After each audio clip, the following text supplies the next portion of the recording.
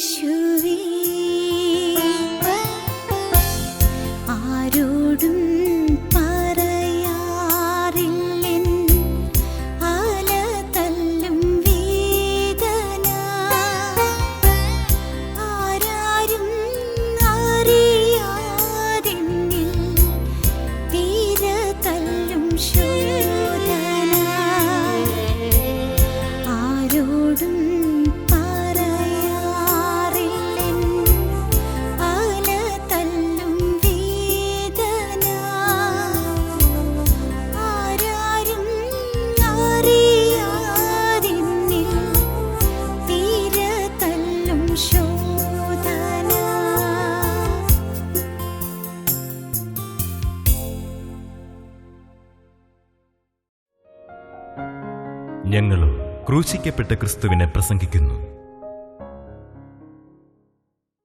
ദൈവ തിരുനാമത്തിന് മഹത്വം ഉണ്ടാകട്ടെ. രാജാക്കന്മാരുടെ 1-ാം പുസ്തകം 19-ാം അധ്യായം 4-ാം വാക്യം മുതൽ. താനോ മരുഭൂമിയിൽ ഒരു ദിവസത്തെ വഴി ചെന്ന് ഒരു ചൂരച്ചെടിയുടെ തണലിലിരുന്നു മരിപ്പാൻ ഇച്ഛിച്ചു. ഇപ്പോൾ മതി, യഹോവേ, എൻ്റെ പ്രാണനെ എടുത്തുകൊള്ളണമേ, ഞാൻ എൻ്റെ പിതാക്കന്മാരെക്കാൾ നല്ലവനല്ലല്ലോ എന്ന് പറഞ്ഞു. അങ്ങനെ അവൻ ചൂരച്ചെടിയുടെ തണലിൽ കിടന്നുറങ്ങുമ്പോൾ പെട്ടെന്ന് ഒരു ദൂതൻ അവനെ തട്ടി അവനോട് എഴുന്നേറ്റ് തിന്നുക എന്ന് പറഞ്ഞു. അവൻ ഉണർന്ന് നോക്കിയപ്പോൾ കനലിന്മേൽ ചുട്ട ഒരടയും ഒരു തുരുത്തി വെള്ളവും തലക്കലിരിക്കുന്നത് കണ്ടു. അവൻ തിന്നു കുടിച്ചു, പിന്നെയും കിടന്നുറങ്ങി. യഹോവയുടെ ദൂതൻ 2-ാം പ്രാവശ്യം വന്ന് അവനെ തട്ടി എഴുന്നേറ്റ് തിന്നുക, നിനക്ക് ദൂരയാത്ര ചെയ്യുവാനുണ്ടല്ലോ എന്ന് പറഞ്ഞു. അവൻ എഴുന്നേറ്റ് തിന്നു കുടിച്ചു.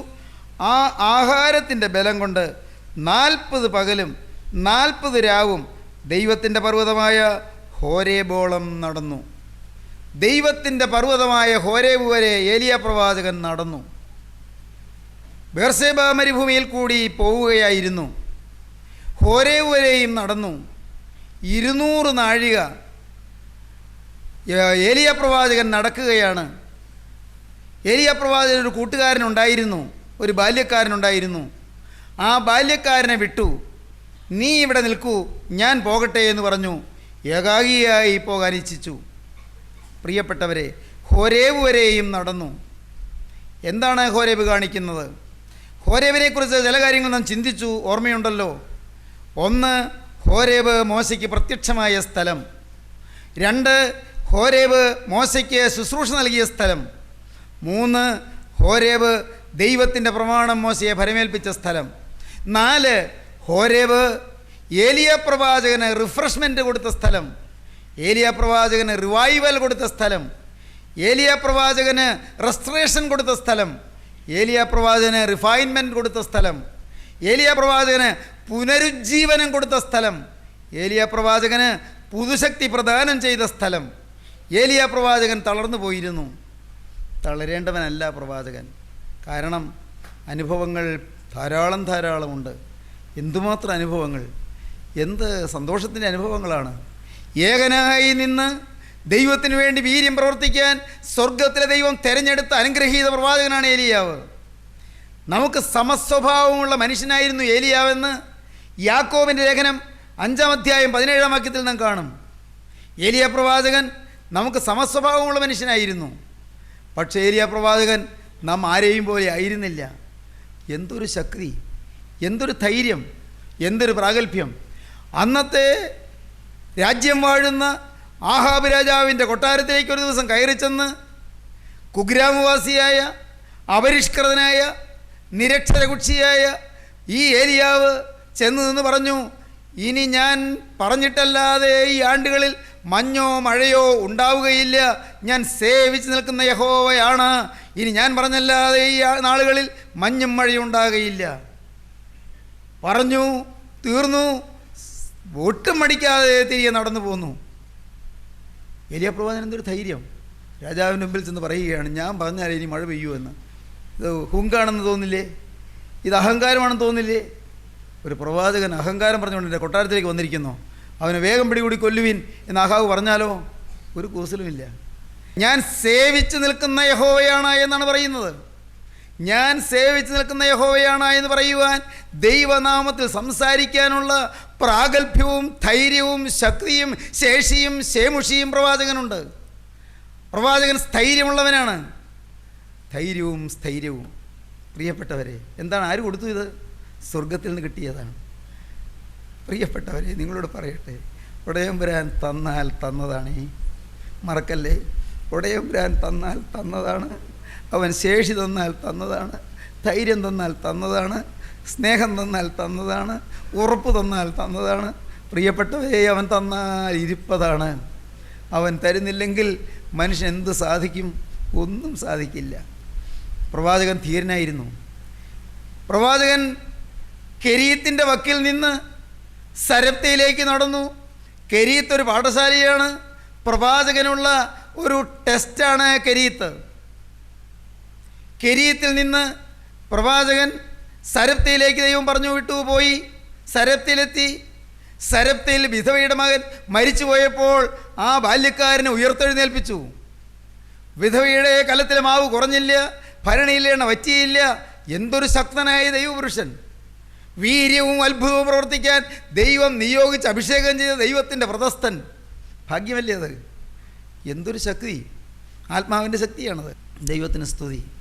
എന്നിട്ടോ അത് കഴിഞ്ഞു സരപ്തയിലെ പാഠശാലയിലും കെരീത്തിലെ പാഠശാലയിലും അനുഭവ സമ്പത്ത് നേടി പഠിച്ച് വളർന്നിട്ട് നേരെ കർമ്മേലിലേക്ക് നടന്നു. കർമ്മേൽമഗിരിയുടെ മുകളിൽ അവിടെ നിന്ന് പ്രവാചകൻ അവിടെ സ്വർഗത്തിലെ തീ ഇറങ്ങാൻ ഉയരത്തിലേക്ക് കൈ നീട്ടി പ്രാർത്ഥിച്ചു. സ്വർഗത്തിൻ്റെ തീ ഭൂമിയിൽ കർമ്മേലിൽ ഇറങ്ങി. ദൈവത്തിന് സ്തോത്രം. അത്ഭുതമല്ലേ നടന്നത്? അതിശയമല്ലേ നടന്നത്? ബാലിൻ്റെ പ്രവാചകന്മാർ രാവിലെ മുതൽ വൈകുന്നേരം വരെയും വെളിച്ചപ്പെട്ടുകൊണ്ട് അങ്ങനെ പ്രാർത്ഥിച്ചുകൊണ്ട് ബാലയെ ഉത്തരമരുളുക, ബാലയെ ഉത്തരമരുളുക എന്ന് പറഞ്ഞുകൊണ്ടിരുന്നു. പക്ഷേ വിഗ്രഹാരാധനക്കാരുടെ വിഗ്രഹാരാധന കൊണ്ട് ഫലമില്ലെന്ന് തെളിഞ്ഞു. എന്നാലോ ദൈവത്തിൻ്റെ പുരുഷനായ ഏലിയാവെന്ന് പ്രാർത്ഥിച്ചു. സ്വർഗത്തിൽ തീ ഇറങ്ങി. യാഗപീഠത്തെയും യാഗപീഠത്തിലുള്ളവയെയും ദഹിപ്പിച്ചു കളഞ്ഞു. യാഗപീഠത്തിൽ ചുറ്റും തോടുണ്ടാക്കി വെള്ളം കെട്ടി നിർത്തിയിരുന്നു. വെള്ളം വറ്റിച്ചു കളഞ്ഞു. സ്വർഗത്തിലെത്തി. വലിയ ശക്തിയല്ലേ? അത് കഴിഞ്ഞ് പ്രവാചകൻ ദൈവത്തിൻ്റെ കരുണയ്ക്ക് വേണ്ടി യാചിച്ച് ബലം പ്രാപിക്കാൻ തല മുഴങ്കാലിനിടയിലേക്ക് പൂഴ്ത്തിക്കൊണ്ട് കുറേ നേരം പ്രാർത്ഥനാ നിരതനായിട്ടിരുന്നു. പ്രവാചക ശിഷ്യൻ അടുത്തുണ്ട്, ബാല്യക്കാരൻ. അവനോട് പറഞ്ഞു, നീ ഒന്ന് ചെന്ന് നോക്കിക്കേ, എന്തെങ്കിലും കാണുന്നുണ്ടോ? ആകാശത്തിലേക്ക് നോക്കിക്കേ. അവൻ വെളിമ്പ്രദേശത്ത് ചെന്ന് നോക്കി. യജമാനെ, ഞാൻ ഇപ്പോൾ ഒന്നും കാണുന്നില്ല. കുറച്ചു നേരം കഴിഞ്ഞു. നീ ഒന്നുകൂടെ പോയി നോക്കിയേ. വലിയ യജമാനെ ഒന്നും കാണുന്നില്ല. കുറേ നേരം കഴിഞ്ഞു. പ്രാർത്ഥനയാണ്, പ്രാർത്ഥനയിലെ പോരാട്ടമാണ്. ദൈവത്തോട് യാചിച്ചുകൊണ്ടിരിക്കുകയാണ്. 3.5 വർഷമായി ദേശത്ത് മഴ പെയ്തിട്ടില്ല. 3.5 വർഷമായി പച്ചയായതൊന്നും ദേശത്തില്ല. എല്ലാം കരിഞ്ഞുണങ്ങിപ്പോയി. മൃഗജാലങ്ങളെല്ലാം ചത്തൊടുങ്ങി. മനുഷ്യരെ പട്ടിണിപ്പാവങ്ങളായി അനേകരെ വീണ് മരിച്ചു. ദേശം മുടിഞ്ഞിരിക്കുകയാണ്. ഒന്നിനും ജീവിക്കാൻ മാർഗമില്ലാതെ മനുഷ്യരും മൃഗങ്ങളും എല്ലാം വിഷമസന്ധിയിലായിരിക്കുകയാണ്. ഒന്നുകൂടി നോക്കി. 7-ാം പ്രാവശ്യം അവൻ നോക്കിയിട്ട് വന്നപ്പോൾ അവൻ പറഞ്ഞു, ഞാൻ ഒരു ചെറിയ കൈപ്പത്തിയുള്ളൊരു മേഘം കാണുന്നുണ്ട്. ഉടനെ പ്രവാചകൻ പറഞ്ഞു, മഴയുടെ മുഴക്കമുണ്ട്. പ്രവാചകൻ ഓട്ടം തുടങ്ങി. പ്രിയപ്പെട്ടവരെ, മഴ പെയ്യുന്നതിന് മുമ്പ് ഓടിയെത്താൻ പ്രവാചകൻ ആഹാബ് രാജാവിൻ്റെ രഥത്തിൻ്റെ മുന്നിൽ ഓടുകയാണ്. നാളുകളായി മഴ പെയ്യാതിരുന്ന ദേശത്ത് 3.5 വർഷത്തിന് ശേഷം പെരുമഴ പെയ്തു. ദൈവത്തിന് സ്തോത്രം. എന്താ കാര്യം? ദൈവത്തിൻ്റെ ഏലിയാവ്, ദൈവത്തിൻ്റെ പുരുഷൻ, ദൈവത്തിൻ്റെ ഏലിയാവിൻ്റെ ദൈവത്തിൻ്റെ ശക്തി കാണിക്കാൻ ദൈവത്തിൻ്റെ പ്രതിനിധിയായി കർമ്മേലിൽ നിന്നു. ദൈവം തീയിറക്കി, പിന്നെ മഴ പെയ്യിച്ചു. എല്ലാം അനുഗ്രഹം. ഇത്രയും വലിയ അനുഗ്രഹം കഴിഞ്ഞപ്പോൾ അപ്പോൾ പ്രവാചകൻ ഒരു വാക്ക് കേട്ടു. എന്താ കേട്ടത്? 1 രാജാക്കന്മാർ 19-ാം അധ്യായം. ഏലിയാവ് ചെയ്തതൊക്കെയും അവൻ സകല പ്രവാചകന്മാരെയും വാൾ കൊണ്ടുകൊന്ന വിവരമൊക്കെയും ആഹാബ് ഈസബേലിനോട് പറഞ്ഞു. ഭാര്യയോട് ചെന്ന് രാജാവ് പറഞ്ഞു, നമ്മുടെ കൂട്ടക്കാരായ പ്രവാചകന്മാർ, ബാലിൻ്റെ പ്രവാചകന്മാർ, വിഗ്രഹാരാധികൾ എല്ലാവരെയും കൊന്നൊടുക്കി കളഞ്ഞു. ഏലിയാവ് വളരെ ശക്തനായി, അവൻ അത്ഭുതം പ്രവർത്തിച്ചിരിക്കുന്നുവെന്ന് എല്ലാം ഈസബേലിനോട് വിവരിച്ച് പറഞ്ഞു. ഈസബേൽ ഏലിയാവിൻ്റെ അടുക്കൽ ഒരു ദൂതനെ അയച്ചു. നാളെ ഈ നേരത്ത് ഞാൻ നിൻ്റെ ജീവനെ അവരിലൊരുത്തൻ്റെ ജീവനെ പോലെ ആക്കുന്നില്ല എങ്കിൽ ദേവന്മാർ എന്നോട് തക്കവണവും അധികവും ചെയ്യുമാറാകട്ടെ എന്ന് പറഞ്ഞു. ദൈവത്തിന് സ്തോത്രം. സഹോദരങ്ങളെ, അവൾ ഒരു ഭീഷണി മുഴക്കി. ആര്? ഈസബേൽ പ്രസ്താവിച്ച ആ ഭീഷണി അതുപോലെ തന്നെയാണ്. ഈസബേൽ പറഞ്ഞു, ഈസബേൽ ഏലിയാവിൻ്റെ അടുക്കൽ ദൂതനെ അയച്ചു, നാളെ ഈ നേരത്ത് ഞാൻ നിൻ്റെ ജീവനെ അവരിൽ ഒരുത്തൻ്റെ ജീവനെ പോലെ ആക്കുന്നില്ല എങ്കിൽ ദേവന്മാർ എന്നോട് തക്കവണ്ണവും അധികവും ചെയ്യുമാറാകട്ടെ എന്ന് പറയിച്ചു. പാവം ഏലിയാവ് പേടിച്ചു പോയി. ഏലിയാവ് പേടിക്കേണ്ടവനാണോ? ഏലിയാവ് ഭയപ്പെടേണ്ടവനാണോ? എന്തെന്ത് മഹാത്ഭുതങ്ങൾ കണ്ട ദൈവപുരുഷൻ, അതിശയങ്ങൾ തൻ്റെ കൈകളിൽ കൂടി നടക്കുന്നത് കണ്ട ദൈവത്തെ സ്തുതിച്ച ദൈവപുരുഷൻ, ഒരു സ്ത്രീയുടെ വെല്ലുവിളിയുടെയും ഭീഷണിയുടെയും മുന്നിൽ തലകുനിക്കേണ്ട ആവശ്യമുണ്ടോ? ഒരല്പസമയത്തേക്ക് നോക്കേണ്ടവനിൽ നിന്ന് നോട്ടം മാറി അരുതാത്തയിടത്തേക്ക് നോട്ടം പോയി. ദൈവശബ്ദം കേട്ടുകൊണ്ടിരുന്ന പ്രവാചകൻ ആ ദുഷ്ടസ്ത്രീയുടെ ശബ്ദം കേട്ടുപോയി. ഫലമോ, പ്രവാചകൻ ക്ഷീണിതനായി, ആത്മാവ് തകർന്നുപോയി. ദൈവത്തിൻ്റെ വ്രതസ്ഥൻ്റെ ആത്മാവിന് കേടുപറ്റി. സംഭവിച്ചത് എന്താണെന്നോ? പ്രവാചകൻ ഓടുകയാണ്, ജീവരക്ഷാർത്ഥം ഓടുകയാണ്. അന്ന് അവിടെ ബേർശേബ മരുഭൂമിയിൽ ഒരു ചുരച്ചെടിയുടെ തണലിൽ കിടന്ന് ഉറങ്ങാൻ നേരത്ത് ഉറങ്ങുന്നതിന് മുൻപ് പ്രവാചകൻ സൂത്താർ നമസ്കാരം ചൊല്ലിയെന്ന് ഞാൻ പറയും. എന്താണ് സൂത്താർ നമസ്കാരം? ഉറങ്ങുന്നതിന് മുൻപുള്ള നമസ്കാരം. ഉറങ്ങുന്നതിന് മുമ്പുള്ള നമസ്കാരം എന്താണെന്ന് കേൾക്കണമോ? ഇതാണ്: ഇപ്പോൾ മതി യഹോവേ, എൻ്റെ പ്രാണനെ എടുത്തുകൊള്ളണമേ, ഞാൻ എൻ്റെ പിതാക്കന്മാരെക്കാൾ നല്ലവനല്ലോ എന്ന് പറഞ്ഞു. ഉറങ്ങുന്നതിന് മുമ്പുള്ള പ്രാർത്ഥന, എൻ്റെ പ്രാണനെ എടുത്തുകൊള്ളണമേ. നിരാശയുടെ ആധിക്യത്തിൽ പ്രിയപ്പെട്ടവരെ, ഞാൻ സൂത്താർ നമസ്കാരം എന്ന് പറഞ്ഞത് അല്പം ഹാസ്യം കലർത്തിയാണ്. ദാവീദിൻ്റെ സൂത്താർ നമസ്കാരം എന്താണെന്നറിയാമോ? ധാന്യവും വീഞ്ഞും വർദ്ധിച്ചപ്പോൾ അവർക്കുണ്ടായതിലും അധികം സന്തോഷം നീ എൻ്റെ ഹൃദയത്തിൽ നൽകിയിരിക്കുന്നു. ഞാൻ സമാധാനത്തോടെ കിടന്നുറങ്ങും. നീയല്ലോ യഹോവേനെ നിർഭയം വസിക്കുമാറാക്കുന്നത്. എന്നാൽ ഏലിയാ പ്രവാചകൻ ഉറങ്ങാൻ നേരത്ത് പ്രാർത്ഥിക്കുന്ന പ്രാർത്ഥന, മതി യഹോവേ, എൻ്റെ പ്രാണനെ എടുത്തുകൊള്ളണമേ. നിങ്ങൾ തിരുവചനം വായിച്ചാൽ മോശയും ഇതുപോലെ നിരാശയോടെ പ്രാർത്ഥിച്ചൊരു സമയമുണ്ട്. യോനാ പ്രവാചകൻ ഇതുപോലെ നിരാശയോടെ പ്രാർത്ഥിച്ച സമയമുണ്ട്. സംഖ്യാപുസ്തകം 11-ാം അധ്യായം 15-ാം വാക്യത്തിൽ മോശ ഇതുപോലെ വളരെ സങ്കടത്തോടെ പ്രാർത്ഥിച്ചു, മതി നീ എൻ്റെ പ്രാണനെ എടുത്തുകൊള്ളണമേ എന്ന്. യോനായുടെ പുസ്തകം 4-ാം അധ്യായത്തിൻ്റെ 6-ാം വാക്യത്തിൽ യോനാ പ്രവാചകൻ പ്രാർത്ഥിച്ചു, മതി യഹോവേ, എൻ്റെ പ്രാണനെ എടുത്തുകൊള്ളണമേ എന്ന്. നിരാശപ്പെട്ടു പോയി. ദൈവപുരുഷൻ നിരാശപ്പെട്ടു പോയി. ശരീരം തളർന്നു, മനസ്സ് തളർന്നു, ഹൃദയം തളർന്നു, ബുദ്ധി തളർന്നു, ആത്മാവും തളർന്നു. തളർച്ച പ്രവാചകനെ ബാധിച്ചു. ദൈവത്തിന് സ്തോത്രം. തളർച്ച ബാധിച്ചാലും സ്വർഗത്തിലെ ദൈവം പ്രവാചകനെ മറക്കുകയില്ല. മകനെ, നീ ഇന്ന് തളർന്നിരിക്കുന്നെങ്കിലും ദൈവം നിന്നെ മറക്കുന്നില്ല. മകളെ, നിൻ്റെ മനസ്സ് ഇന്ന് ക്ഷീണിച്ചിരിക്കുന്നെങ്കിലും ദൈവം നിന്നെ മറന്നിട്ടില്ല. മാന്യയുവാവേ, നീ ഇത് കേട്ടുകൊണ്ടിരിക്കുമ്പോൾ നീ അറിഞ്ഞുകൊള്ളൂ, ദൈവം നിന്നെ മറന്നിട്ടില്ല, ദൈവം നിന്നെ മറക്കുകയില്ല. നീ ദൈവത്തെ മറന്നാലും സ്വർഗത്തിലെ ദൈവം നിന്നെ മറക്കുകയില്ല. വിശ്വസിക്കൂ ദൈവജനമേ, അവൻ നിന്നെ ഓർത്തുകൊണ്ടിരിക്കുന്നു. യഹോവ നമ്മെ ഓർത്തിരിക്കുന്നു, അവൻ നമ്മെ രക്ഷിക്കും നിശ്ചയമെന്ന് ദാവീദ് ഒരിക്കൽ പാടുകയുണ്ടായി. ഞാനോ എളിയവനും ദരിദ്രനുമാകുന്നു, എങ്കിലും കർത്താവ് എന്നെ വിചാരിക്കുന്നു എന്ന് 40-ാം സങ്കീർത്തനത്തിൽ ദാവീദ് പണ്ട് പാടുകയുണ്ടായി. പ്രിയപ്പെട്ടവരെ, ഏലിയാവിനെ ദൈവം ഉണർത്തി, ഏലിയാവിനെ ദൈവം ഉയർപ്പിച്ചു, ഏലിയാവിന് പുതിയ ജീവൻ കൊടുത്തു, ഏലിയാവിന് പുതിയ ശക്തി കൊടുത്തു, ഏലിയാവിനെ ധൈര്യപ്പെടുത്തി. ആദ്യം ശരീരത്തിനാണ് ബലം വേണ്ടത്. ശരീരം ക്ഷീണിച്ചിരിക്കുന്നു. 40 രാവും 40 പകലും അങ്ങനെ വളരെ ക്ഷീണിതനായി സഞ്ചരിക്കുകയായിരുന്നു.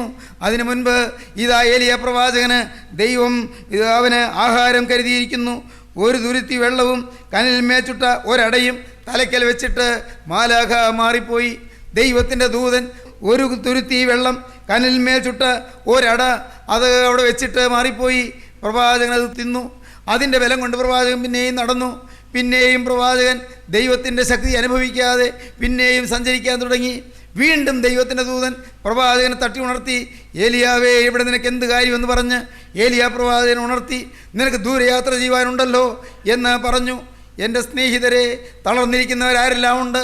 ദൈവത്തിന് നിങ്ങളോട് അറിയിപ്പാനൊരു ദൂതുണ്ട്. നിനക്ക് ദൂരയാത്ര ചെയ്യുവാനുണ്ടല്ലോ. മോനെ, നീ ഇവിടം കൊണ്ട് നിർത്തേണ്ടവനല്ല. സഹോദര, നീ ഇവിടം കൊണ്ട് തീരേണ്ടവനല്ല. നിനക്ക് ദൂരയാത്ര ചെയ്യുവാനുണ്ട്. വാർദ്ധക്യമായി എന്നല്ലേ നീ പറയുന്നത്? ജരാനരകൾ ബാധിച്ചു എന്നല്ലേ നീ പറയുന്നത്? നിനക്ക് കഴിവില്ല എന്നല്ലേ പറയുന്നത്? എനിക്ക് ശക്തിയില്ല എന്നല്ലേ നീ പറഞ്ഞത്? മകളെ, എനിക്ക് ഒരു സ്വസ്ഥതയുമില്ല കുടുംബത്തിൽ എന്നല്ലേ നീ പറഞ്ഞുകൊണ്ടിരിക്കുന്നത്? നിന്നോട് ദൈവത്തിൻ്റെ ആത്മാവ് പറയുന്നു, നിനക്ക് ദൂരയാത്ര ചെയ്യുവാനുണ്ട്. ഏലിയാവേ, ഇവിടെ നിനക്ക് എന്ത് കാര്യം? സ്വർഗത്തിലെ ദൈവം ഏലിയാവിനെ തട്ടി ഉണർത്തി. ഏലിയാവിനെ കനലിൽ മേച്ചൊട്ട അട കൊടുത്തു. അവന് ഒരു തുരുത്തി വെള്ളം കൊടുത്തു. ഏലിയാവ് തിന്നു കുടിച്ചു. ഏലിയാവിന് ഉണർവ് കിട്ടി, ഉന്മേഷം കിട്ടി. ദൈവത്തിന് സ്തോത്രം. ഹോരേബ് ഏലിയാവ് നടന്നു. ഹോരേബിൽ റിവൈവൽ, ഹോരേബിൽ പുതുജീവൻ. ദൈവത്തിന് സ്തോത്രം. ഹോരേബ് പുതുജീവൻ പകരുന്ന സ്ഥലമാണ്. ഇന്ന് എൻ്റെ ബഹുമാന്യ സഹോദരങ്ങളെ, നിങ്ങൾക്ക് ആർക്ക് വേണം ഈ പുതിയ ശക്തി? നഷ്ടപ്പെട്ടു പോയ വീര്യം ആർക്ക് വേണം? നഷ്ടപ്പെട്ടു പോയ ശക്തി ആർക്ക് തിരിച്ചു കിട്ടണം? നഷ്ടപ്പെട്ടു പോയ പഴയ ആ ആത്മീയമായ കരുത്ത് ആർക്ക് തിരികെ കിട്ടണം? നഷ്ടപ്പെട്ടു പോയ വിശുദ്ധി ആർക്ക് തിരികെ കിട്ടണം? നഷ്ടപ്പെട്ടു പോയ സ്നേഹം ആർക്ക് തിരികെ കിട്ടണം? സ്നേഹിതരെ, നിങ്ങളോട് പറയട്ടെ, നിങ്ങൾക്ക് ആഗ്രഹിക്കാമെങ്കിൽ തരാൻ ദൈവം വന്നിട്ടുണ്ട്. എന്തെല്ലാമാണ് നിങ്ങൾക്ക് നഷ്ടപ്പെട്ടിരിക്കുന്നത്? ഒന്ന് നിങ്ങൾ ചിന്തിക്കൂ. നിങ്ങൾക്ക് എന്തെല്ലാമാണ് നഷ്ടപ്പെട്ടത്? ഒന്ന് നിങ്ങൾ ചിന്തിക്കൂ. നിങ്ങളുടെ വിശുദ്ധി നഷ്ടപ്പെട്ടവരുണ്ടോ? ഈ വാക്കുകൾ കേൾക്കുന്ന ആർക്കെങ്കിലും പണ്ടുണ്ടായിരുന്ന വിശുദ്ധിയുടെ തീഷ്ണത നഷ്ടപ്പെട്ട അനുഭവത്തിൽ ഇരിക്കുന്നുണ്ടോ? വിശുദ്ധി നഷ്ടപ്പെട്ടവർ, എൻ്റെ ദൈവമേ, അതൊരു വലിയ തീരാ നഷ്ടമാണ്. ഒരു കാലത്ത് വിശുദ്ധിയുടെ തീഷ്ണതയുണ്ടായിരുന്നു.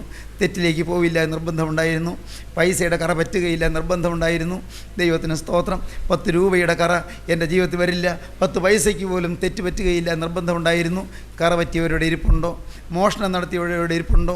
അന്യൻ്റേത് കണ്ട് മോഹിച്ചവരുടെ ഇരിപ്പുണ്ടോ? എൻ്റെ ദൈവമേ, ദൈവത്തിൻ്റെ വലിയ നാമം മഹത്വപ്പെടട്ടെ. ഞാൻ വിനയപൂർവ്വം നിങ്ങളെ അറിയിക്കട്ടെ. സഹോദരങ്ങളെ, വിശുദ്ധി നഷ്ടപ്പെട്ടവർ, വിശുദ്ധി കൈമുതലായിട്ടുണ്ടായിരുന്നു. എന്തോ ഒരു തീഷ്ണതയായിരുന്നു. ഒന്ന് ഞാൻ നിങ്ങളോട് വിനയപൂർവ്വം അറിയിക്കുക. ഒരു മനുഷ്യന് ശക്തി വേണമെങ്കിൽ, ഒരു മനുഷ്യന് കരുത്ത് വേണമെങ്കിൽ, ഒരു മനുഷ്യന് ബലം വേണമെങ്കിൽ വിശുദ്ധിയുടെ ബലം വേണം. ദൈവത്തിന് സ്തോത്രം. ദൈവത്തിൻ്റെ വലിയ നാമം മഹത്വപ്പെടട്ടെ. വാക്കിൽ വന്നാൽ പോരാ, ആന്തരിക വിശുദ്ധി. ദൈവത്തിന് സ്തോത്രം. ഒരവയവത്തിൽ പോലും കറ വരികയില്ല. പ്രിയപ്പെട്ടവരെ, നിങ്ങളൊന്ന് പരീക്ഷിച്ച് നോക്കൂ. ഈ യേശുവിൻ്റെ പരിശുദ്ധാത്മാവിൻ്റെ കൃപയും ശക്തിയും നിങ്ങളൊന്ന് പരീക്ഷിച്ച് നോക്കൂ. ഒരവയവത്തിൽ പോലും ശത്രു തൊടുകയില്ല. ദൈവത്തിന് സ്തോത്രം. ഒരണുവിൽ പോലും പിശാച് തൊടുകയില്ല. ദൈവത്തിന് സ്തോത്രം. നിങ്ങളുടെ നോട്ടം വിശുദ്ധമായിരിക്കും, നിങ്ങളുടെ ചിന്ത വിശുദ്ധമായിരിക്കും, നിങ്ങളുടെ നാവിലെ വാക്കുകൾ വിശുദ്ധമായിരിക്കും. അരുതാത്തത് നിങ്ങളുടെ ജീവിതത്തിൽ വരില്ല. പൈശാചികൻ്റെ കെണിയിൽ നിങ്ങൾ വീഴുകയില്ല. സാത്താൻ പതിയിരിക്കും. അവൻ പതിയിരിപ്പുകാരെ നിർത്തും. അവൻ അലറുന്ന സിംഹം പോലെ ഗർജിച്ചുകൊണ്ട് ചുറ്റി ഉഴന്നു നടക്കും. പക്ഷേ അവന് നിന്നെ കിട്ടുകയില്ല. വിശുദ്ധി കൈമുതലാകും. ദൈവത്തിന് സ്തോത്രം. സ്നേഹം നഷ്ടപ്പെട്ടവരിപ്പുണ്ടോ? ഐക്യം നഷ്ടപ്പെട്ടവരിപ്പുണ്ടോ? പരസ്പരമുള്ള ഇണക്കം പോയവരിപ്പുണ്ടോ? പരസ്പരമുള്ള വിശ്വാസം നഷ്ടപ്പെട്ടവരിപ്പുണ്ടോ? പരസ്പരം കുറ്റാരോപണമായിരിക്കുന്നവർ ആരെങ്കിലും ഈ വചനം കേൾക്കുന്നുണ്ടോ? ദൈവമക്കളെ, പരസ്പരം പരിഭവത്തോടുകൂടി ഇരിക്കുന്നവർ ആരെങ്കിലും ഈ വാക്കുകളെ കേൾക്കുന്നുണ്ടോ? പരസ്പരം ഈർഷ്യയിലും മുഷിച്ചിലും നീരസത്തിലും കയ്പിലിരിക്കുന്നവര് ആരെങ്കിലും ഈ വാക്കുകളെ കേൾക്കുന്നുണ്ടോ? പ്രിയപ്പെട്ടവരെ, നഷ്ടപ്പെട്ട സ്നേഹം തിരികെ തരാൻ സ്വർഗത്തിലെ ദൈവം നിങ്ങളുടെ അരികത്തേക്ക് വരികയാണ്. മോനെ, നിനക്ക് എന്താണ് നഷ്ടപ്പെട്ടത്? തിരികെ തരാമെന്ന് ദൈവം പറയുന്നു. മോളെ, നിനക്ക് നഷ്ടപ്പെട്ടത് മടക്കി തരാമെന്ന് കർത്താവ് പറയുന്നു.